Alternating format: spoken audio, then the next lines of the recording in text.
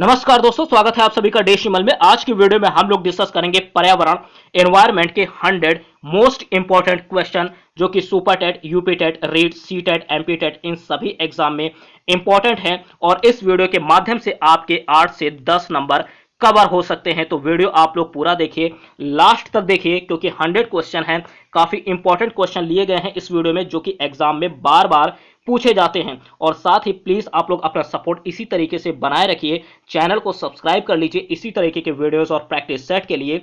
तो चलिए शुरू करते हैं आज की ये वीडियो। 100 क्वेश्चन की ये वीडियो है, पूरा देखिए आप लोग लास्ट तक। यहां से आपके 8 से 10 नंबर पूरी वीडियो से कवर हो सकते हैं। तो देखिएगा, पहला क्वेश्चन है, प्रोटीन शब्द का प्रयोग सर्वप्रथम किसने किया। इस वीडियो में हम लोग उन्हीं प्रश्नों को लेंगे जो कि एग्जाम में बार बार पूछे जाते हैं। तो देखिएगा, फर्स्ट क्वेश्चन है, प्रोटीन शब्द का प्रयोग सर्वप्रथम किसने किया। प्रोटीन शब्द का प्रयोग सर्वप्रथम किसने किया, इस क्वेश्चन का राइट आंसर होगा जे वर्जीलियस। जे वर्जीलियस ने प्रोटीन शब्द का सर्वप्रथम प्रयोग किया था। वेरी इंपॉर्टेंट क्वेश्चन, एग्जाम में कई बार यह प्रश्न पूछा जा चुका है। अगला क्वेश्चन देखते हैं, सेकंड नंबर है, मानव शरीर का लगभग कितने प्रतिशत भाग प्रोटीन से निर्मित होता है। तो देखिए, इस क्वेश्चन का राइट आंसर होगा 15% भाग। मानव शरीर के जो पूरे मानव शरीर का लगभग कितने प्रतिशत भाग प्रोटीन से निर्मित होता है, तो 15% भाग जो है ये प्रोटीन से निर्मित होता है। और इस प्रोटीन शब्द का प्रयोग सर्वप्रथम किसने किया, तो जे वर्जीलियस ने किया। किसने किया, जे वर्जीलियस। अभी यहां पर हम लोगों ने प्रोटीन देखा, अब हम लोग जरा विटामिन के लिए देखेंगे कि विटामिन शब्द जो है, विटामिन की खोज किसने की थी। तो विटामिन की खोज की है फंक ने। किसने की है, फंक ने। ठीक, और यहां पर जो अगला क्वेश्चन है वो ये है कि जल में घुलनशील विटामिन कौन कौन से हैं जल में। ठीक, तो देखिए, जल को अंग्रेजी में हम लोग वाटर बोलते हैं और इसको फर्स्ट लेटर ले लेंगे W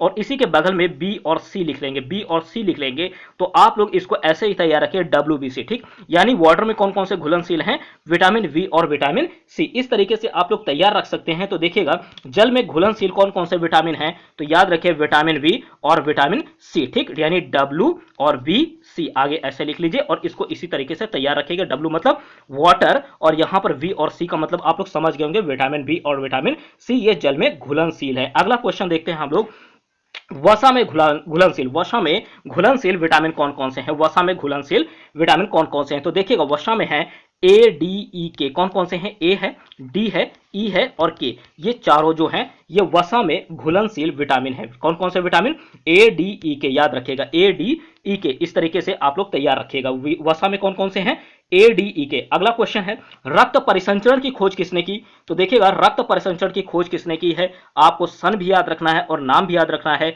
William Harvey. William Harvey ने रक्त परिसंचरण की खोज की है और कब की है, तो 1628 ईस्वी में। 1628 ईस्वी में रक्त परिसंचरण की खोज विलियम हार्वे ने की थी। ठीक, अगला क्वेश्चन है, इंसुलिन की खोज। काफी इंपॉर्टेंट क्वेश्चन पूरी वीडियो में लिए गए हैं, आप लोग वीडियो को लास्ट तक देखिए। ठीक है, पूरा वीडियो देखिए और यहां से आपके 8 से 10 नंबर कवर हो सकते हैं एग्जाम में। तो देखिएगा, इंसुलिन शब्द की खोज, इंसुलिन की खोज किसने की थी।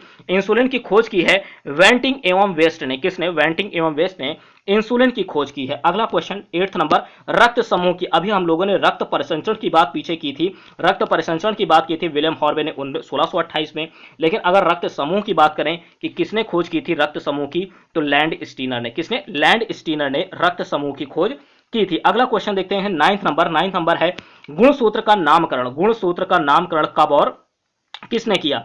तो देखिए, गुणसूत्र का नामकरण 1888 ईस्वी में। 1888 ईस्वी में, ठीक है, किसने किया, डब्ल्यू वॉल्डेयर ने। किसने किया, डब्ल्यू वॉल्डेयर। इस तरह से डब्ल्यू लिख लीजिए। ठीक, डब्ल्यू वॉल्डेयर ने गुणसूत्र का नामकरण 1888 ईस्वी में किया था। मोस्ट इंपॉर्टेंट क्वेश्चन है, मोस्ट इंपॉर्टेंट है, आप लोग इन सब क्वेश्चन को तैयार रखिए, एग्जाम में बार बार ये क्वेश्चन पूछे जा रहे हैं। अगला क्वेश्चन है, देखिए, बिलग्राम या कन्नौज का युद्ध कब और किसके बीच में हुआ था। ठीक, तो याद रखिए, बिलग्राम या कन्नौज का युद्ध जो है ये 1540 ईस्वी में हुआ है और किसके किसके बीच, शेर खां और हुमायूं। शेर खां और हुमायूं के बीच हुआ था, इसमें विजय शेर खां की हुई थी। ठीक, 1540 ईस्वी में बिलग्राम या कन्नौज का युद्ध हुआ है। अगला क्वेश्चन देखते हैं, 11th नंबर, सैंडविच किस द्वीप का पुराना नाम है। सैंडविच किस द्वीप का पुराना नाम है, तो याद रखिएगा, हवाई द्वीप। हवाई द्वीप का पुराना नाम क्या है, हवाई द्वीप का पुराना नाम सैंडविच। ठीक, अगला क्वेश्चन देखते हैं, 12 नंबर, भारत का सबसे बड़ा द्वीप। भारत का सबसे बड़ा द्वीप कौन सा है, तो देखिएगा, इस क्वेश्चन का राइट आंसर होगा मध्य अंडमान। मध्य अंडमान जो है ये भारत का सबसे बड़ा द्वीप है। अगला क्वेश्चन 13 नंबर, वॉशिंगटन अमेरिका किस नदी के किनारे बसा है? तो पोटेमेक नदी के किनारे वॉशिंगटन अमेरिका बसा हुआ है। अगला क्वेश्चन, न्यूयॉर्क अमेरिका किस नदी के किनारे बसा हुआ है? तो याद रखिए न्यूयॉर्क जो है, ये शहर न्यूयॉर्क, ये हडसन नदी के किनारे बसा हुआ, हडसन।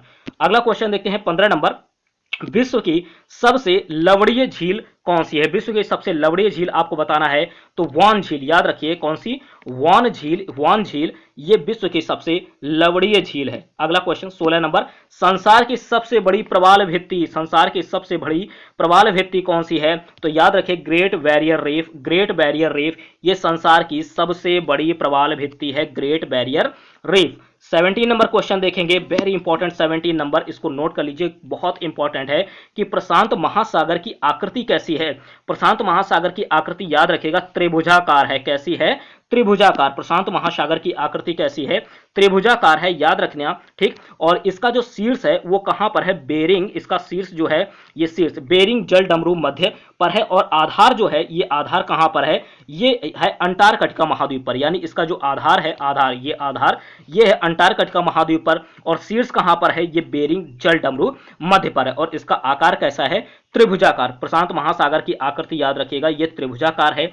इसका जो शीर्ष है ये बेरिंग जल डमरू मध्य पर है और आधार जो है ये अंटार्कटिका महाद्वीप पर है। काफी इंपॉर्टेंट क्वेश्चन पूरी वीडियो में लिए गए हैं, यहां आप लोग पूरी वीडियो को देखिएगा, लास्ट तक देखिए, ठीक। और साथ ही साथ वीडियो को शेयर भी कीजिएगा। अगर वीडियो आपको पसंद आती है तो लाइक भी कर सकते हैं और इसी तरीके के वीडियोस के लिए आप लोग चैनल को सब्सक्राइब भी कर सकते हैं। अगला क्वेश्चन देखते हैं 18 नंबर है, ऑस्ट्रेलिया की प्रमुख पर्वत श्रृंखला कौन सी है? ऑस्ट्रेलिया की प्रमुख पर्वत श्रृंखला कौन सी है? तो इस क्वेश्चन का आंसर होगा डिवाइडिंग रेंज ये ऑस्ट्रेलिया की प्रमुख पर्वत श्रृंखला है। अगला क्वेश्चन देखते हैं, मेघालय राज्य का निर्माण कब हुआ? आपको सभी राज्यों का निर्माण कब कब हुआ है ये भी तैयार रखना है। और हमारे पर्यावरण की जितनी भी वीडियोस हैं अगर आप पूरी देखे होंगे तो वहां पर लगभग हमने सभी राज्यों के डिस्कस किए हैं, हर एक वीडियो में एक एक करके। तो देखिए यहां पर हम लोग बात कर रहे हैं मेघालय राज्य का निर्माण कब हुआ है? तो याद रखिएगा 1970 में, 1970 में मेघालय राज्य का निर्माण हुआ है। इंपॉर्टेंट क्वेश्चन है। 20 नंबर देखते हैं, 20 नंबर, भारत का पिट्सबर्ग किसे कहा जाता है? तो याद रखिएगा जमशेदपुर को भारत का पिट्सबर्ग कहा जाता है, जमशेदपुर को। अगला क्वेश्चन 21 नंबर, काफी स्पीड में हम लोग इस पूरी वीडियो को कवर करेंगे। तो मिजोरम व अरुणाचल प्रदेश राज्यों का निर्माण कब हुआ? तो याद रखिए 1987 में इन दोनों राज्यों का निर्माण हुआ था, मिजोरम व अरुणाचल प्रदेश का, ठीक है। अगला क्वेश्चन है, परियोजना से भी प्रश्न अक्सर एग्जाम में पूछे जाते हैं, तो गेंडा परियोजना कब शुरू की गई? गेंडा परियोजना 1987 में गेंडा परियोजना शुरू की गई। मोस्ट इंपॉर्टेंट क्वेश्चन है, ये क्वेश्चन कई बार एग्जाम में आया है, गेंडा परियोजना कब शुरू की गई? तो 1987। अगला है लाल पांडा परियोजना कब शुरू की गई? तो 1996 में 1996 में लाल पांडा परियोजना शुरू की गई। अगला क्वेश्चन 24 नंबर, हंगुल परियोजना। तो देखिए ये भी इंपॉर्टेंट है, हंगुल परियोजना कई बार एग्जाम में आ चुका है, तो 1970 में हंगुल परियोजना शुरू की गई। अगला क्वेश्चन, जिम कॉर्बेट पार्क का पुराना नाम बताना है आपको कि क्या था जिम कॉर्बेट पार्क का पुराना नाम? तो याद रखिए heli national park Jim Corbett का पुराना नाम था, ठीक। अगला क्वेश्चन 26 नंबर, रोहिला राष्ट्रीय उद्यान किस राज्य में स्थित है? आपको बताना है। तो याद रखिएगा हिमाचल प्रदेश में रोहिला राष्ट्रीय उद्यान स्थित है। अगला क्वेश्चन देखते हैं 27 नंबर, इंपॉर्टेंट है, कीबुल लामजाओ राष्ट्रीय उद्यान, वेरी इंपॉर्टेंट, कई बार एग्जाम में कीबुल लामजाओ राष्ट्रीय उद्यान पूछा गया है। तो याद रखिएगा कि कीबुल लामजाओ राष्ट्रीय उद्यान कहां पर है? तो यह है मणिपुर में कीबुल लामजाओ राष्ट्रीय उद्यान है। अगला क्वेश्चन है कि भारत का प्रथम तितली उद्यान कहां पर स्थित है? तो याद रखिए यह भी इंपॉर्टेंट है क्वेश्चन, और ये कई बार एग्जाम में आया है कि भारत का प्रथम तितली उद्यान कहां पर है, प्रथम तितली उद्यान। तो इस क्वेश्चन का आंसर जो है कभी कभी सिर्फ बेंगलुरु कर्नाटक आता है, अगर ये नहीं आता है तो इसके साथ ये भी आएगा बन्नरघट्टा जैविक उद्यान। अगर आप ये पूरा तैयार रखते हैं तो ज्यादा अच्छा होगा। बन्नरघट्टा जैविक उद्यान जो कि बेंगलुरु कर्नाटक में है, यहां पर प्रथम तितली उद्यान स्थित है। भारत का प्रथम तितली उद्यान कहां पर है? बन्नरघट्टा जैविक उद्यान, बेंगलुरु कर्नाटक। अगला क्वेश्चन देखते हैं कि पूर्व वैदिक संस्कृति का काल कब माना जाता है? पूर्व वैदिक संस्कृति का काल, तो याद रखिएगा 1500 ईस्वी पूर्व से लेकर के 600 ईस्वी पूर्व तक का जो समय है ये है पूर्व वैदिक संस्कृति का काल। ठीक, सुपर टेट के लिए काफी इंपॉर्टेंट है क्वेश्चन, सुपर टेट के लिए तैयार रखिएगा। अगला क्वेश्चन देखते हैं 30 नंबर, विटामिन ए का रासायनिक नाम आपको बताना है। विटामिन ए का रासायनिक नाम, ये खैर सभी को पता होगा कि विटामिन ए का जो रासायनिक नाम है वो क्या है, रेटिनॉल। रेटिनॉल जो है ये विटामिन ए का रासायनिक नाम है। अगला क्वेश्चन देखते हैं, अगला क्वेश्चन है विटामिन बी1। विटामिन बी1 का रासायनिक नाम, विटामिन बी1 का रासायनिक नाम याद रखिएगा थायमिन। क्या है, थायमिन जो है ये विटामिन बी1 का रासायनिक नाम होगा। अगला क्वेश्चन 32, आर्यभट्ट अंतरिक्ष में कब छोड़ा गया। आर्यभट्ट अंतरिक्ष में कब छोड़ा गया, इस क्वेश्चन का राइट आंसर होगा 19 अप्रैल 1975 को। 19 अप्रैल 1975 को आर्यभट्ट अंतरिक्ष में छोड़ा गया। अगला क्वेश्चन 33 नंबर, भारत में 2011 की जनगणना कौन सी जनगणना थी। भारत में 2011 की जो जनगणना थी ये कौन सी जनगणना थी, तो याद रखिए 15वीं जनगणना, 15वीं जनगणना। अगला क्वेश्चन 34 नंबर, कि भारत में पहली जनगणना कब और किसके शासनकाल में हुई। भारत में पहली जनगणना कब और किसके शासनकाल में हुई, तो याद रखिए कि भारत में जो पहली जनगणना है ये 1872 में हुई और तब शासन था लॉर्ड मेयो का। लॉर्ड मेयो के शासनकाल में ही भारत में पहली जनगणना हुई 1872 ईस्वी में।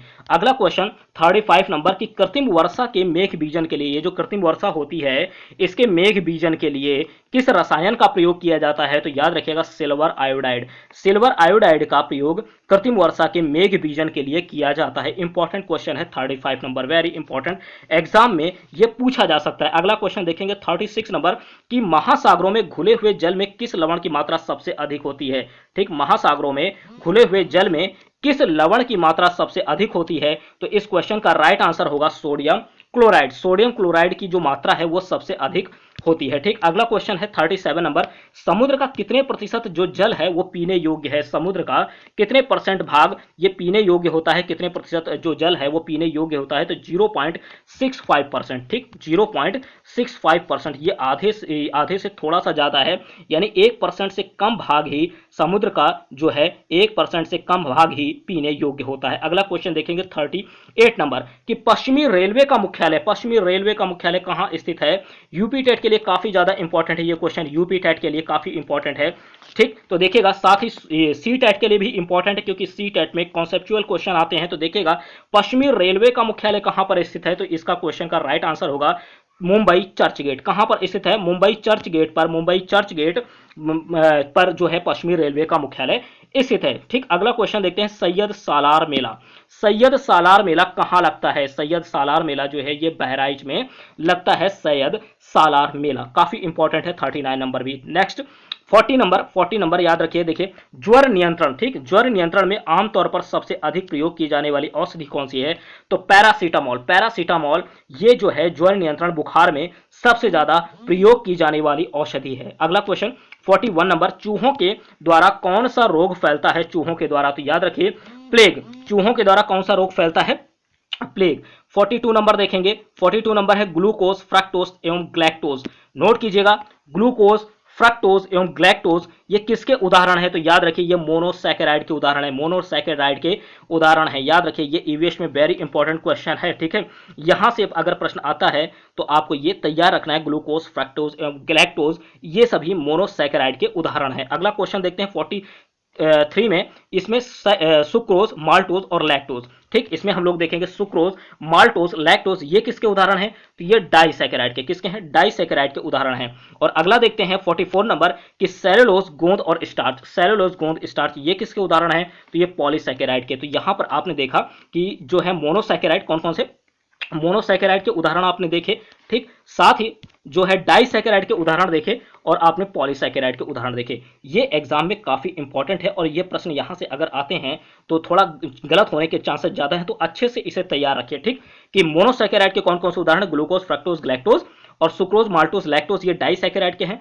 सेलुलोज, गोंद स्टार्च ये पॉलीसैकेराइड के। अगला क्वेश्चन देखते हैं कि अफ्रीका की सबसे ऊंची चोटी कौन सी है, तो किलिमंजारो जो है, किलिमंजारो ये अफ्रीका की सबसे ऊंची चोटी है। वेरी इंपॉर्टेंट क्वेश्चन, एग्जाम में ये पूछा जा चुका है यूपी टेट में। अगला क्वेश्चन, ह्वांगो नदी का उद्गम स्थल। देखिए नदियों का जो उद्गम स्थल है ना ये भी आपको तैयार रखना है। ठीक, तो यहां पर ह्वांगो नदी का जो उद्गम स्थल है आपको याद रखना है कुनलुन। ठीक, कुन लुन पर्वत, कुन लुन पर्वत ये जो है ह्वांगो नदी का उद्गम स्थल है। Very important question 46। देखते हैं अगला 47 नंबर। देखिए पूरी वीडियो में जितने भी क्वेश्चन है सभी इंपॉर्टेंट है, सभी के सभी इंपॉर्टेंट है। इसको अपने नोट्स बुक में आप लोग नोट जरूर कीजिए, साथ ही अभी स्क्रीनशॉट लेते चलिए, बाद में नोट कर लीजिएगा, ठीक। अंटार्कटिका महाद्वीप में, ठीक नोट कीजिए, अंटार्कटिका महाद्वीप में भारत ने अपना पहला शोध केंद्र दक्षिण गंगोत्री कब स्थापित किया। अब यहां से देखिए आपके दो प्रश्न बनते हैं, एक तो ये कि दक्षिण गंगोत्री कब स्थापित किया, तो पहले हम लोग इसी का आंसर देख लेते हैं। 1983 में। कब? 1983 में भारत ने 1983 में भारत ने अंटार्कटिका महाद्वीप में अपना पहला शोध केंद्र दक्षिण गंगोत्री स्थापित किया।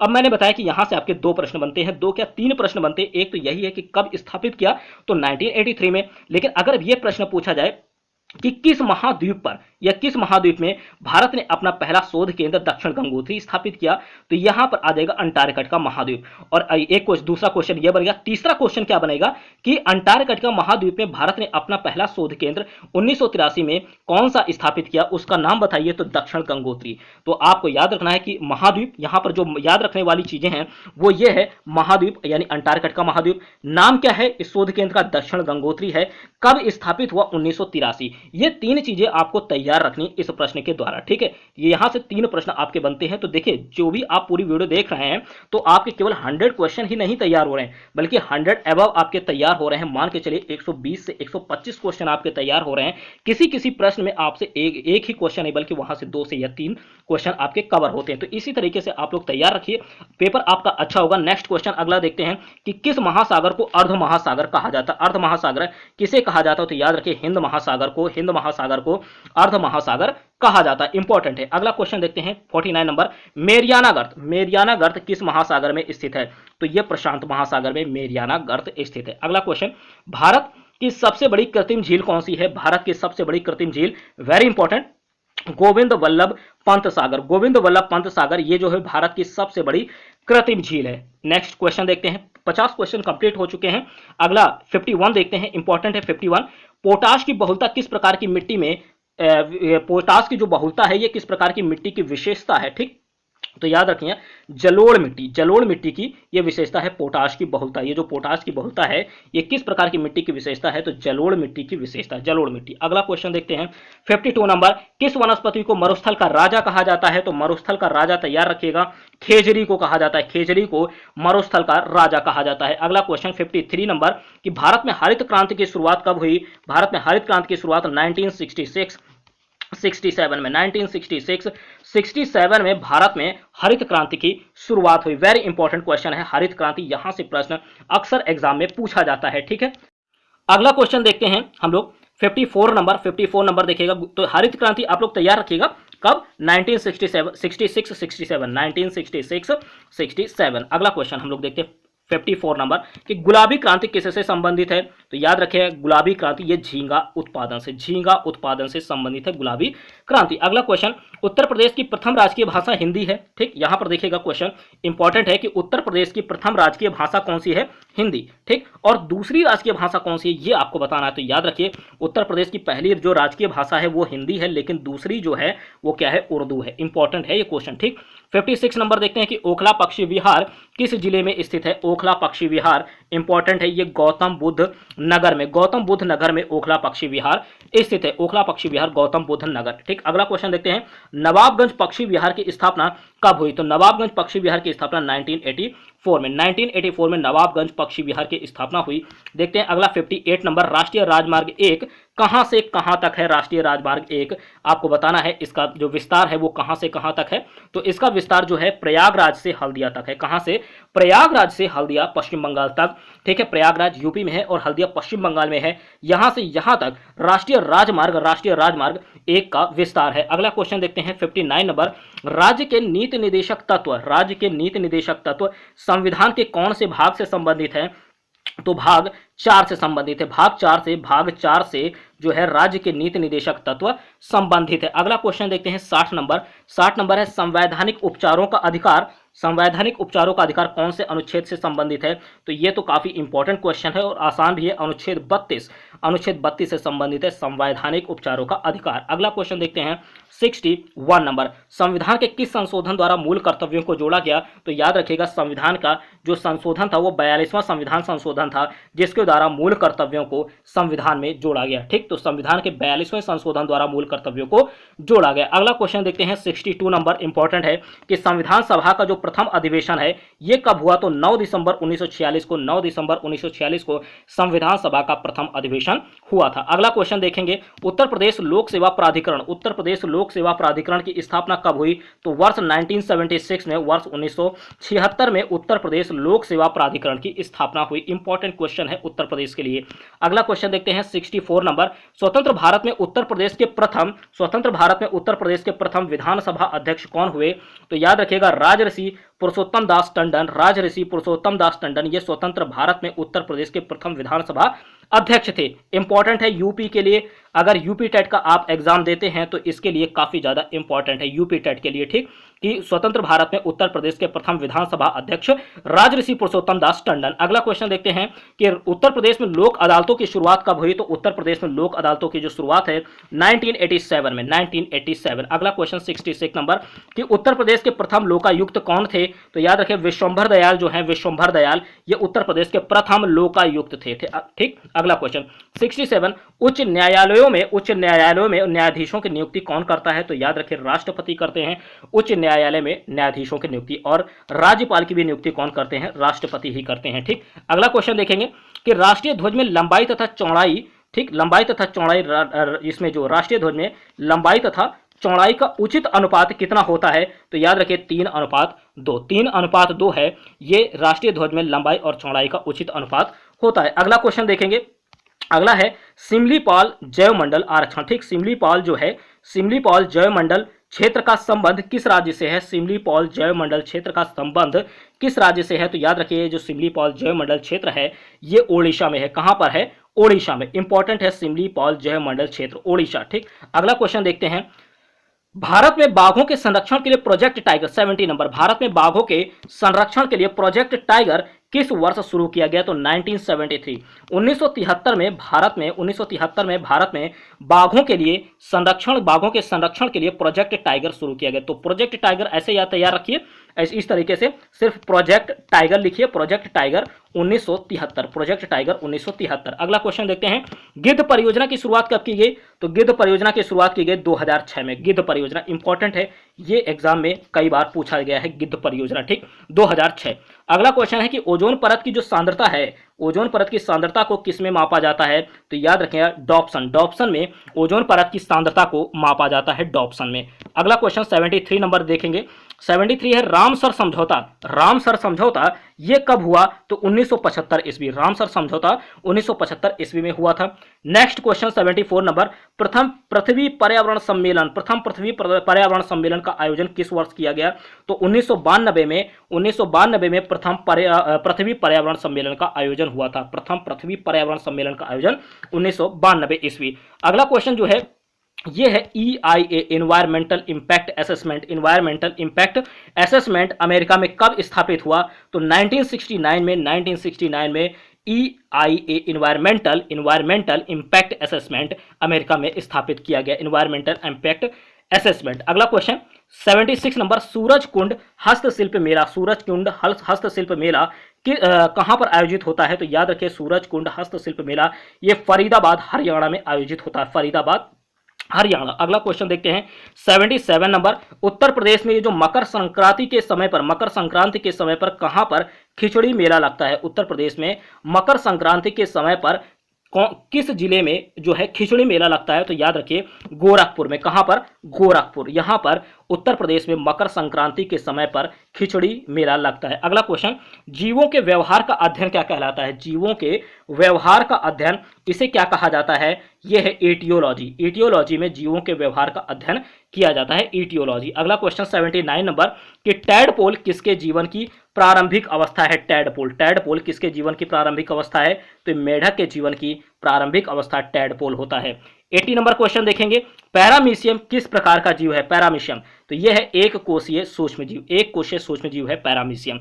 81 नंबर, लौंग एवं केसर पौधे के किस भाग से प्राप्त होता है? लौंग एवं केसर ये जो है पौधे के किस भाग से प्राप्त होता है? तो याद रखिए फूल से। लौंग एवं केसर ये पौधे के फूल से प्राप्त होता है। ठीक, अगला क्वेश्चन, ये एग्जाम में इस तरीके से पूछा जाता है कि लौंग एवं केसर पौधे के किस भाग से प्राप्त होता है? 4 चीजें आपको दे देंगे, जड़ दे देंगे, तना दे देंगे, फूल दे देंगे, आपको राइट आंसर फूल लगाना है। ठीक, अगला क्वेश्चन देखते हैं 82 number, Nepenthes, very important question, Nepenthes. Nepenthes note कीजिए, ये एक ऐसा पौधा, जैसे ही नेपेंथिस आए आपको मेघालय तुरंत याद आना चाहिए।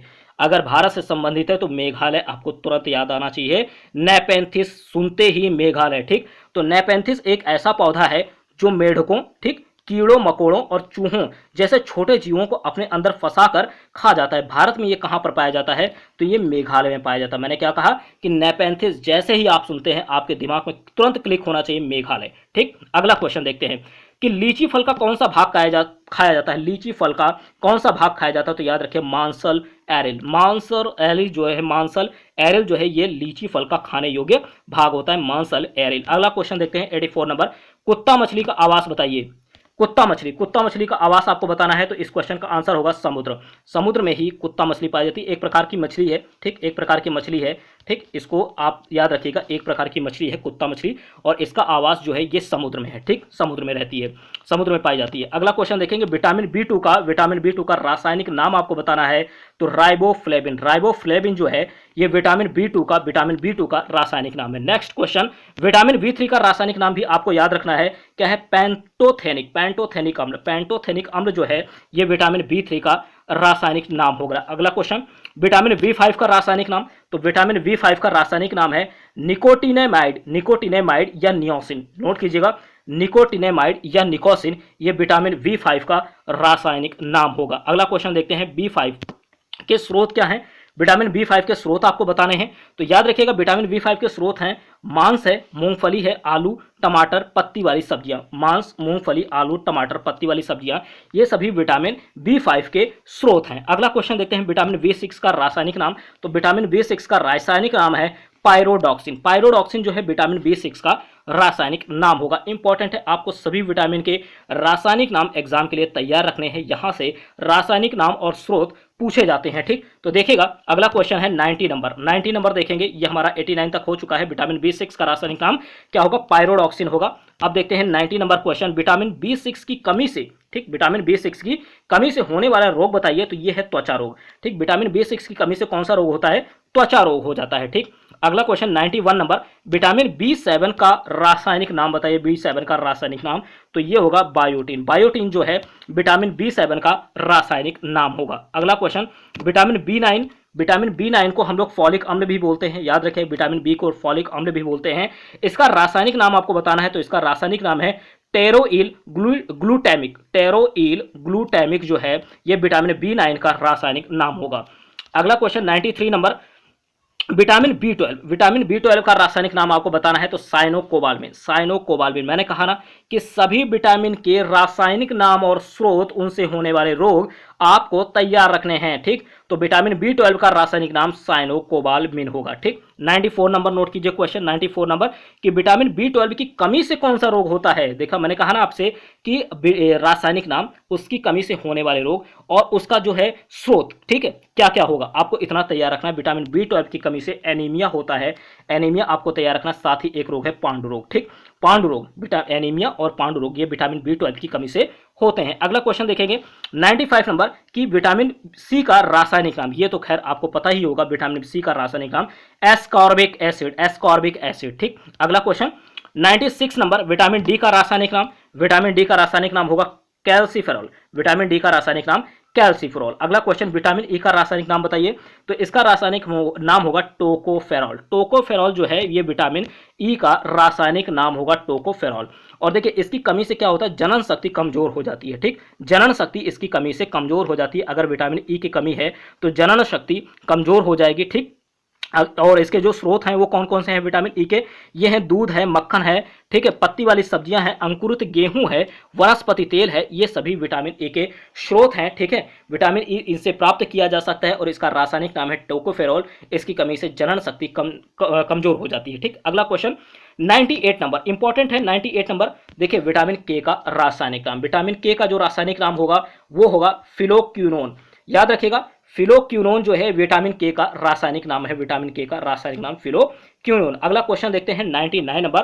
देखिए, काली खांसी से कौन सा अंग प्रभावित होता है, काली खांसी से कौन सा अंग प्रभावित होता है, तो याद रखिएगा श्वसन तंत्र, श्वसन तंत्र ये काली खांसी से प्रभावित होता है, ठीक है। शरीर का अंग जो है श्वसन तंत्र ये काली खांसी से प्रभावित होता है। अगला क्वेश्चन देखते हैं 100 नंबर कि प्लेग से, प्लेग रोग जो होता है, प्लेग रोग, इससे कौन सा अंग प्रभावित होता है शरीर का, कौन सा अंग प्रभावित होता है, तो याद रखेगा फेफड़े। फेफड़े से जो है शरीर का जो है प्लेग रोग से, प्लेग रोग से शरीर का कौन सा अंग प्रभावित होगा, फेफड़ा, ठीक। फेफड़ा, शरीर का जो अंग है वो फेफड़ा प्रभावित हो जाता है प्लेग रोग से। तो ये थे 100 most important question, 100 most important question, याद रखिएगा, ठीक। इसके 100 मोस्ट इंपॉर्टेंट क्वेश्चन आपने इस वीडियो में देखे। अगर वीडियो आप लोगों को पसंद आती है तो आप लोग लाइक भी कर सकते हैं, शेयर भी कर सकते हैं। साथ ही साथ आप लोग इसी तरीके के वीडियोस और प्रैक्टिस सेट के लिए चैनल को सब्सक्राइब कर लीजिए, क्योंकि आपको डेसिमल चैनल पर सभी तरीके के वीडियोस और सभी सब्जेक्ट से रिलेटेड प्रैक्टिस सेट अवेलेबल हैं। तो जरूर आप लोग सब्सक्राइब कीजिए चैनल को, ठीक है। और वीडियो आप लोगों को कैसी लगी आप लोग कमेंट बॉक्स में बता सकते हैं, ठीक। अगर पसंद आती है तो लाइक कीजिए, शेयर कीजिए और साथ ही साथ चैनल को सब्सक्राइब कर लीजिए। और प्लीज़ आप लोग अपना सपोर्ट जो है, प्लीज़ आप लोग अपना सपोर्ट इसी तरीके से बनाए रखिए, ठीक है। मिलते हैं आपसे नेक्स्ट वीडियो में। Thank you.